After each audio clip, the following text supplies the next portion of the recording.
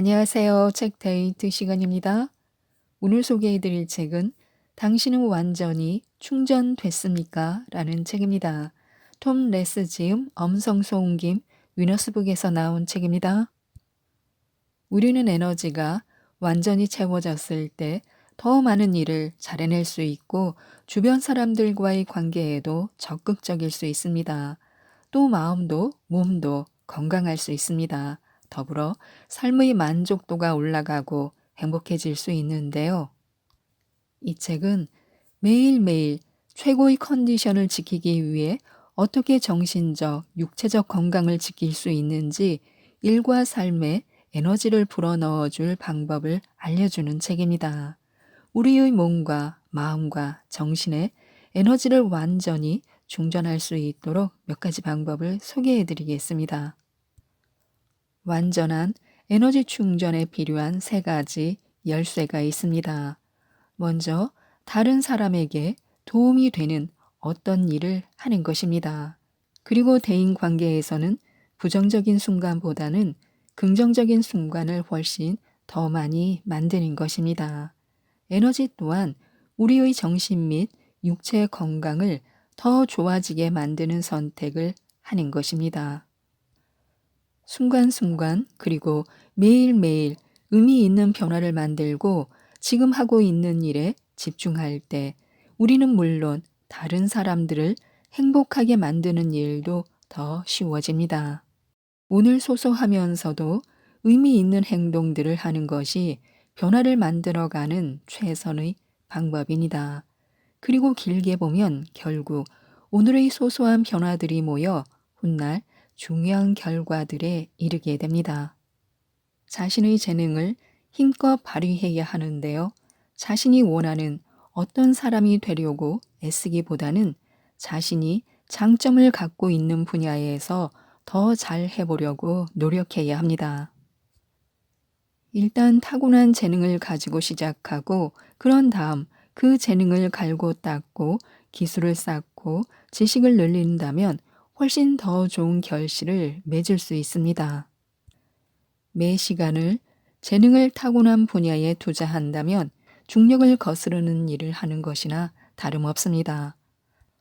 모든 걸 도로 잘하는 건 어떤 분야에서든 기본적인 소양을 쌓는 데는 도움이 될지 몰라도 사회 경력에는 별 도움이 안 된다고 합니다. 결국 더 중요하고 필요한 것은 다른 사람들에게는 없는 자신만의 장점입니다. 그러니 살아가면서 뭔가에 뛰어나고 싶다면 늘 재능을 충분히 발휘할 수 있는 일을 하도록 해야 합니다. 그래서 자신의 꿈을 일 속에 끼워 넣어야 합니다. 어떤 이유에서든 매일매일 자신의 꿈을 쫓지 못하고 있다면 지금 의미 있는 삶을 살아갈 기회를 잃고 있는 것입니다. 그러나 처음부터 자신의 이상에 맞는 일을 찾아내는 사람은 별로 없습니다.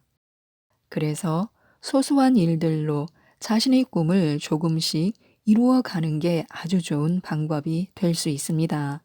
매일매일 조금씩이라도 시간을 내 자신을 재충전시킬 그런 활동들에 참여할 수 있어야 합니다.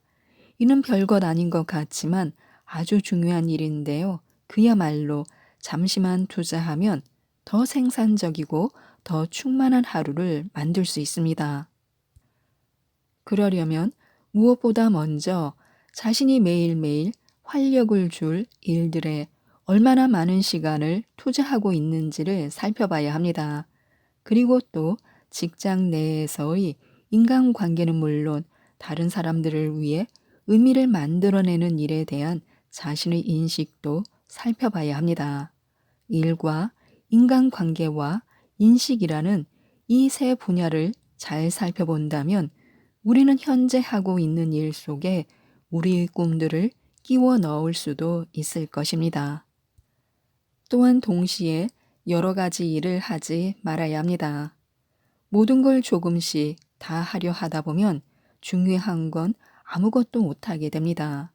자신이 매일매일 이런저런 필요에 맞추느라 이리저리 수십 갈래의 방향으로 방황한다면 결국 우리는 정작 중요한 큰일은 하지 못한 채 온갖 사소한 일들에만 반응하는 꼴이 됩니다. 대개의 경우 인간의 마음은 한 가지 일에 집중할 때 훨씬 더 기능을 잘 발휘하기 때문입니다. 이런저런 사소한 일들에 정신을 뺏기지 않는다는 게 쉬운 일은 아닙니다. 그러나 가장 중요한 일들에 정신을 집중하려면 반드시 그렇게 해야 합니다. 이런저런 소소한 일들에 정신과 시간을 뺏기지 않게 된다면 에너지와 긍정적인 기운을 불어넣어 줄 일들에 더 많은 시간을 쓸 수 있게 됩니다. 또한 그 덕에 정신적인 여유가 생기게 되면서 더 창의적인 사고도 가능해집니다. 오늘부터 당장 자신이 시간을 헛되이 쓴다고 생각하는 일들을 하나씩 적어보시기 바랍니다. 그런 다음 앞으로는 그 일을 덜 하도록 자신의 행동 패턴을 바꿔보는 것입니다. 그런 식으로 정신 집중을 방해하는 일들의 목록을 만들어 놓고 앞으로는 가급적 그런 일을 하지 않도록 하는 것입니다. 그 다음에는 새로운 기회가 스스로 모습을 드러내게 됩니다. 그때 그 기회를 무작정 잡으려 하지 말고 먼저 신중히 생각해야 합니다. 만일 뭔가 새로운 걸 하고 싶다는 생각이 든다면 그 대신 어떤 일을 포기할 것인지를 결정해야 합니다. 두 가지 중 하나를 선택하기가 너무 힘들 경우에는 늘 또 다른 옵션, 그러니까 둘 다 하지 않는 선택도 있다는 걸 잊지 말아야 합니다. 그런 경우 대개 둘 다 하지 않는 것이 최선인 경우가 많습니다. 삶의 목표를 세워 플라크가 생기지 않게 해야 합니다. 보다 높은 목표를 세우면 노년에 치매나 알츠하이머 병에 걸리는 걸 예방할 수 있습니다. 그뿐 아니라 사고력을 높이고 정신을 더 명료하게 만드는 데도 도움이 된다고 하는데요. 러시 대학교 메디컬 센터에 근무하는 연구원들이 한 그룹의 노인들을 대상으로 10년 가까이 관찰한 결과는 적어도 그랬습니다. 삶의 목표가 사람들의 뇌에 미치는 영향을 살펴보기 위해 연구팀은 246명의 노인들을 세상을 떠날 때까지 추적 관찰했습니다. 그 과정에서 실험 참여자들은 10년 가까운 기간 동안 매년 세세한 인지 기능 테스트와 신경 검사 등 다양한 임상 평가를 받았습니다. 그러다가 고령의 실험 참가자들이 세상을 떠나게 되자 연구팀은 그들의 뇌를 해부해 플라크가 얼마나 많은지를 검사했습니다. 뇌 속 플라크는 알츠하이머병에 걸린 사람들에게서 흔히 발견되며 기억력과 기타 인지 기능을 떨어뜨리는 것으로 알려져 있습니다. 자신이 하는 일에서 목표를 찾을 수 있다면 더 건강해질 뿐 아니라 더 행복해지기도 합니다. 6천 명을 상대로 14년간 진행된 한 연구에 따르면 뚜렷한 삶의 목표를 가진 사람들은 사망 위험이 15%나 낮아졌다고 합니다. 그리고 연구 결과 더 오래 사는 것이 나이 문제만은 아니라는 사실도 밝혀졌습니다. 20대든 40대든 아니면 60대든 자신이 하는 일에서 목표를 찾을 수 있다면 장기적으로 도움이 된다는 것입니다.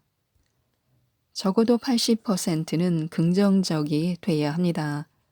누군가로부터 비난을 받거나 거절을 당해 부정적인 감정에 휩싸이게 될 경우 우리 몸에서는 스트레스 호르몬인 코르티솔이 분비되고 그 결과 사고 능력이 저하되고 갈등 및 방어 메커니즘이 작동하게 됩니다. 그러나 긍정적인 대인 관계를 경험할 경우 행복 호르몬인 옥시토신이 분비되며 그 결과 소통 및 협조 능력은 물론 다른 사람에 대한 신뢰도도 올라가게 됩니다. 긍정적인 감정보다는 부정적인 감정이 더 강하고 또 더 오래 갑니다. 대인 관계에서 발생하는 부정적인 말이나 행동 한 가지의 영향을 덮으려면 적어도 긍정적인 말이나 행동이 3이나 5개는 필요하다고 합니다. 한 동료와 1대1 대화를 하든 아니면 여러 명과 집단 토론을 하든 마음속에 늘 이 말을 새겨두어야 합니다. 적어도 대화의 80%는 긍정적인 얘기가 되게 해야 합니다. 에너지를 충전하고 보다 건강해지려면 단계의 사고를 활용해야 합니다. 먹는 것과 움직이는 것과 잠자는 것, 이 3가지 중 하나만 잘못되어도 다른 모든 게 엉망이 되어버립니다. 예를 들어 밤에 잠을 제대로 못 자면 운동을 건너뛰게 되고 먹는 것도 제대로 못 먹게 되는 식입니다. 좋은 소식은 이 3가지 중 하나만 잘해도 나머지 2가지의 상승 효과를 준다는 것입니다. 평소 먹는 것과 움직이는 것, 잠자는 것이 우리의 하루하루에 어떤 영향을 주는지를 생각해 봐야 합니다. 이 3가지를 잘하는 것이 삶을 더 에너지 넘치게 살아가는 비결입니다. 직장에서, 가정에서, 그리고 친구들 사이에서 최선을 다하고 싶다면 무엇보다 먼저 하루하루 적절한 에너지로 스스로를 충전시키도록 해야 합니다. 오래 앉아 있어 에너지가 빠져나가게 하지 말아야 합니다. 우리 세대의 건강을 위협하는 것들 가운데 가장 과소평가되고 있는 것이 아마 자리에 오래 앉아 있는 일일 것입니다. 자리에 오래 앉아 있는 것은 장기간에 걸쳐 조금씩 사람들의 건강을 잠식합니다. 많은 사람의 건강과 목숨을 위협하는 것이 바로 활동 부족입니다. 문제는 사람들이 이처럼 자리에 오래 앉아 있는 병이 죽음에 이를 수도 있는 무서운 병이라는 사실을 잘 알지 못한다는 것입니다. 자리에 앉아 있으면 다리 근육들의 정기적 활동이 그대로 중단됩니다. 칼로리 소모량도 분당 1kcal 뚝 떨어집니다. 지방을 분해하는 효소들의 활동도 90%나 줄어듭니다. 그렇게 계속 2시간을 앉아 있으면 좋은 콜레스테롤 수치도 20%나 떨어진다고 합니다. 그러나 현대 사회에서는 대부분의 사람이 좋든 싫든 하루에 여러 시간을 앉아서 보내야 합니다. 그래서 어떻게든 최대한 많이 움직이도록 해야 합니다. 매 시간 2차례 스트레칭을 한다거나 자리에서 일어난다든가 하는 동작만 해도 도움이 됩니다. 걷기를 하면 에너지 수준이 150% 정도 올라가는데요. 계단을 오르는 것은 걷는 것보다 칼로리 연소가 2배나 더 높다고 합니다. 조금이라도 더 많이 걷고 싶지만 그럴 시간이 없다고 말하지 말고 걷는 것을 조금이라도 활동을 늘릴 좋은 기회로 보도록 해야 합니다. 주변 환경을 둘러보면서 어떻게 하면 앉아서 보내는 시간을 조금이라도 줄일 수 있는지 잘 생각해 봐야 합니다. 현대인의 생활은 편의성 위주로 되어 있어 모든 게 발만 뻗으면 처리할 수 있습니다. 그래서 굳이 자리에서 일어나 돌아다니거나 다른 사람들과 교류하지 않고도 오래 앉아 일할 수가 있습니다. 집과 사무실 환경을 편의성보다는 활동성 위주로 재정비해 그런 폐단을 없애도록 해야 합니다. 자리에서 일어나 조금만 움직여도 육체 에너지가 충만해지고 정신 건강에도 큰 도움이 됩니다. 연구 결과에 따르면 정신적인 업무를 하면서 규칙적인 휴식을 취하면 창의성과 생산성이 모두 높아진다고 합니다. 많이 움직일수록 생각 또한 더 명료해집니다. 지난 몇 년간 쏟아져 나온 연구들에 따르면 잠시만 활동을 해도 학습 능력 및 집중도가 올라가고 뇌 기능도 더 좋아진다고 합니다. 지금까지 이 책에 대해서 말씀드렸는데요. 사람은 비슷한 문제를 안고 있는 다른 사람을 도와줄 때 자기 자신의 문제를 훨씬 더 잘 해결할 수 있게 된다고 합니다. 긍정적인 기운을 만들어내고 다른 사람의 하루에도 긍정적인 기운을 불어넣어 함께 행복하고 더 나은 삶을 향해 나아갈 수 있도록 이 책, 당신은 완전히 충전됐습니까를 꼭 한번 읽어보시고 매일매일 에너지 넘치는 하루가 되셨으면 좋겠습니다. 이상 책데이트였습니다. 감사합니다.